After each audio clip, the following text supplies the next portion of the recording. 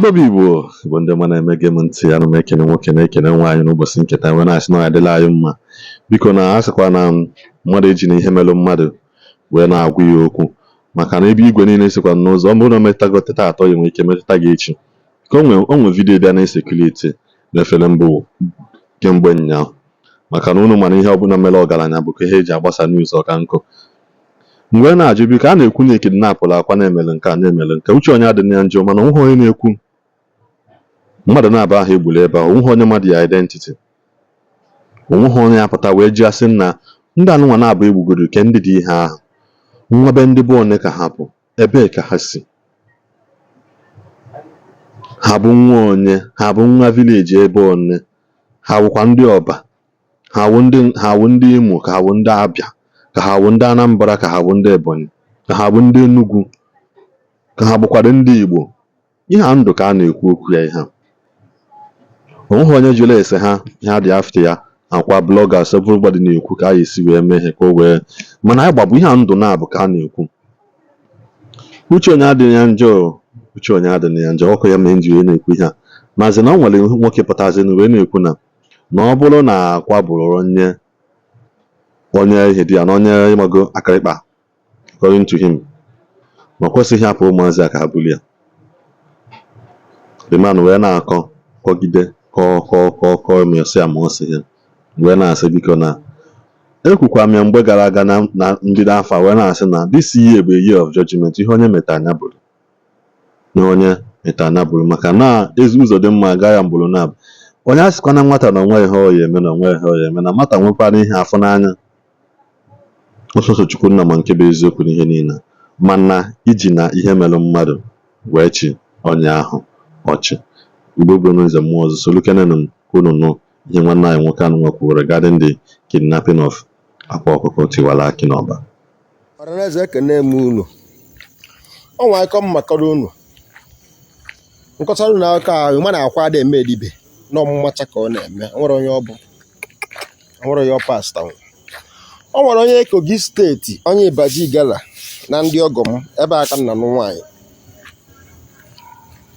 mana ebe ji jọnjọ na iyi ego ụgbọ wee jee ụzọ adịrọ ya across River Niger with mmiri ejele m mgbe anụ abịa nwaanyị ebe ahụ eje m mbịa dibe na nke onye na-akpọ Gabriel Omale na Ibaji ọ bụrụ na onye ka m ji eko mana o so n'ihe m ji bụrụ mmadụ so gee bụ mara m na bie ọ nwere ndị na-anụ ọgụ ndị eju n'onu na ndị ọnwa ajele na-anụ ọgụ na-agba egbe o nwere onye na-ebe avụ na-ebu ụzọ ọgụ ga-ebunyere ya ọgwụ egbe ndị ọzọ dị ekwuzi okwu ya bụ nwoke o kwụsịrị m ọgwụ ahụ mana ihe eji eme ọgwụ a siri ike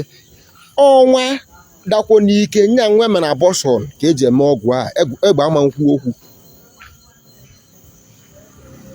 so mgbe m nọ wuti gebu mgbe aka a na-anụ ọgụ ndị ejiri olu na ọnwa ajara maka o nweka laịf ya dị ndị ejiri olu bịa omele ihe ọgụ ndị ọnwa ajara bịa omele ihe ọgụ abaza na-eru ọgụ egbe na-ekwu oziokwu ndị nke egbe pịtịkpọm ndị nke egbe pịtịkpọm ejiri aka nụ azụ ọgụ nya bone to bone ka akụbazi ọgwụ onye bụ onye Kogi steeti ama ndị nnekwu ihe a mee na 5 years ago oge mgbe aka nje mbịa dibịa na nke ya anọ m na nke enya for a year and 4 months na-agwọ ọgwụ so mgbe ndị gọọmenti ji nụ na onye dị otu a ma ọgwụ dị otu a ese ndị amị na bịa mụ na ya na otu a ndị abịa egbe ekwuru okwu onye nkọta m egbe chakọkpọm n'onwe mana onye Fulani maka Fulani mara egbe agba eruwe abịa ka ọ gbagbuo ya Fulani aka adịghị aya egbe geb m isie everywhere bụrụ anwụrụ o nwere nwe nwoke na-akpa ajodo gbaba ọsọ mmana mụnwa ka m batụrụ gasị enwere m oge eji eme isi mana nchọ ya enye m ya amara m ka esi agwọ nke a mana ọ bụ ihe gbasara egbe ihe ọbụla bụ sharp object ya egbu mmadụ akarịgo m nke a gị bụ sị m Chukwu Emeke nọ na n'ikuku anwụrụ ju everywhere nwe agbacha ọsọ abụ m nwoke agbanwere m ọsọ maka Chukwu ebe mgbe ga nkwechiri etu nsi kwechiri ofu onye ama bịa ka ọ bịa m nso dị anyị nkiri si ebe Igbo manụ anobi gala abụrọ m ịnụ ọgwụ ebe a tụnyekwa ka ọ bụrụ onye Igbo be anyị ka ọ bụ nke onye amị asị m ka ihe m na-eme ebe a sa na m bịa ivisiti enyi nwoke ọsị m mmemme edibe sa na na-eme edibe ọsị m oke ọ gawala onwe ya mụnwa bụ Chukwuemeke ngabakwara onwe m mgbe a na-achọ ajụrụ onwe ya gbara ọsọ silipas adapụ o jee ka o weta silipas ya eji manya m fụ nke a onye amị pịa ya ike egbe n'azụ pịa ọ nara onye amị egbe a n'ike nwafuo nya onwe ndị bụ nwoke maka dịga esikwa ike so mana akwa ka a bịa buru pụọ ya nọsens ka ọ bụ na kwesịrị isi na-ebu nwa dibe pụọ mba ọ bụrụ asị na ha bịa sefụ seturuo ha ugwu adịkwara ya nke a na-ebuli ọrara ebe ha sefụ akwụ ọgọ wapụta nke a nọsens na so akwa ya eme na ka ọ chụọ biznes nye mmadụ ya họteelụ emebeze họteelụ ọ bụrụ dibe ka ọ na-eme ka onye na-eje ebe a bụ onwe ka na-agụ wayo bikos ịma nje ebere egwu wayo stedi mba ya bụrụ dibe ka ọ na-eme a native doctor ka mmadụ bịa bụ nwa pụọ guy ọ nọsens ma ndị na-asị na ọnatago ma ndị na-asị na ọnatabeghị maka afọ news na-esekuleti na Insta blog na yesterday night na-akọkwa na ọnatago wee na-efe ego wee na-asị na ọha ncha bụ false news ahụ a na-ekwu okwu ya mmadụ nata o kwesịgodo ịnọlu ma ọ bụ n'eziokwu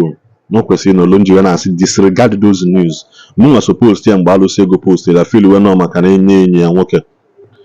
nwoke na oyekwute eziokwu alụsị ego post mana ndị mmadụ bịa na-asị na onwebeghị onye fụrụ akwa anya onwebeghị onye nụrụ onu ya onwebeghị onye mma ebe o si wee pụta onwebeghị onye mma ihe megodo unu but regarding those facts biko dododo ka a na-ekwukwa ofu ka a na-ekwu ịbụọ ka a na-ekwu atọ ndị ahụ nwụrụ anwụ sijikene ha onye ebe ha bụ ndị ahụ ihe mere sijikene ha unu abụdo nwa ndị be onye biko maka a na-ekwu okwu ala dị isi makwanụ ka isi edosa ọnụ ekwu okwu maka mgbe ọzọ anyị ha ejizi na maka na ihe mere mmadụ onye kwubezi okwu okwufee oke onye chọwazi ime nke omefe oke maka na igwe niile sikwanụ n'ụzọ ka anyị si ekwu mana anyị na-eti mkpu a na-asị na onye soro kpube ihe alụ okpu eze na mgbe ihe alụ ya ewere ọchịgwakwa na onye ọbụla Chikọkpara wee kwuo mgbe ahụ ọ na-agụ egwu sị na nna o jikwanụ nwa nkịta isi ọtagbakwanụ ma onye nwe ya biko dododo ndolo ka anyị na-ayakwa na onye mejọ na-agbaghalụ onye emejọ si gbaghalụ si bigodo na ndụ bugodo isi first na ụmatụ ihe ọbụla a na-azọ na ụmatụ ihe ọbụla ọsọkwa anya bụrụ anyị ma mgbe bishọp eme bishọp mgbe eji ọnụ ụka gbagbusi ndị mmadụ maka a na-achọ bishọp ọ bụrụ maka na ihe mee na South Africa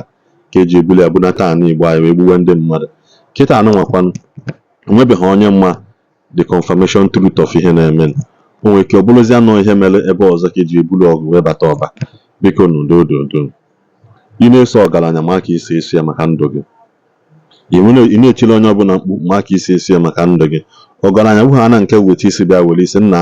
atụka m na mgbụrụ ogbenye na-enekwa ụwa na ihe dị ya n'ime ekwuchakwa m nke ọha m n'ọnụ biko